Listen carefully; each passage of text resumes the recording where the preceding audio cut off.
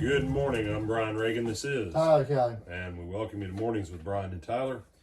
And today we look at 1 Kings 15, 9 through 15. Tyler? In the 20th year of King Jeroboam of Israel, Asa began to reign over Judah. He reigned 41 years in Jerusalem. His mother's name was Maacah, daughter of Abishalom. Asa was right in the sight of the Lord, as his father David had done. He put away the male temple prostitutes out of the land and removed all the idols that his ancestors had made. He also removed his mother Maacah from being queen mother because she had made an abominable image for Asherah. Asa cut down her image and burned it at the Wadi Kidron. But the high places were not taken away. Nevertheless, the hearts of Asa were true to the Lord all his days. He brought into the house of the Lord the votive gifts of his father and his own votive gifts, silver, gold, and utensils. All right. So this is the introduction of Asa. Asa begins essentially the first of the good kings. Even though Asa had some troubles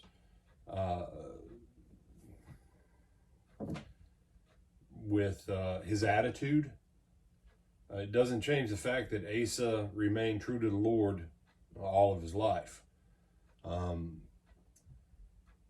And Asa will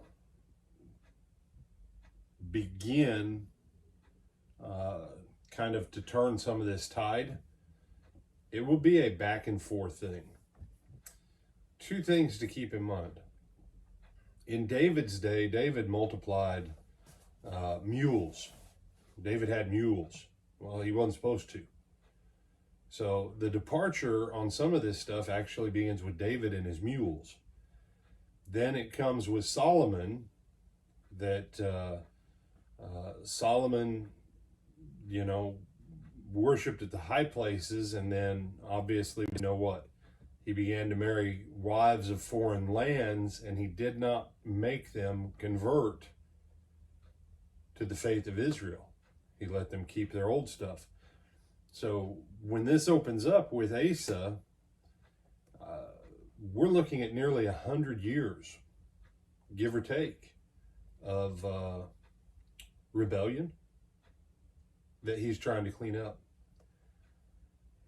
And there's a practical lesson in this for you and I today. When you choose your elected officials, if you're in America, when you choose your elected officials, if you're looking for a guy or a gal that ticks every single box to be holy and righteous, you're in trouble. The only person that ever ticked every single box on being holy and righteous was Jesus. And honestly, if Jesus dealt with most of us face to face, we probably wouldn't be as enamored of him, because he would call all of us out on our hypocrisy and malarkey. But listen to what the Lord says. Asa was like his father David. He did his best to be faithful to the word of the Lord. He cleaned up the stuff he could clean up. Some of the stuff, it was a bigger task than what he felt he was able to do. And so in your daily life, do your best to be obedient to what you already know. Mm-hmm. And in your public life, as far as government and the function of America, instead of looking at it and saying, well, I got to choose between the lesser of two evils, change your mindset.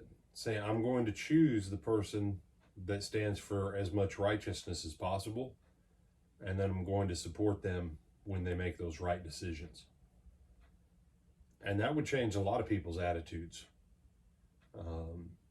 Because Asa did as much right as he could at the time for where that nation was, as long as they had been there.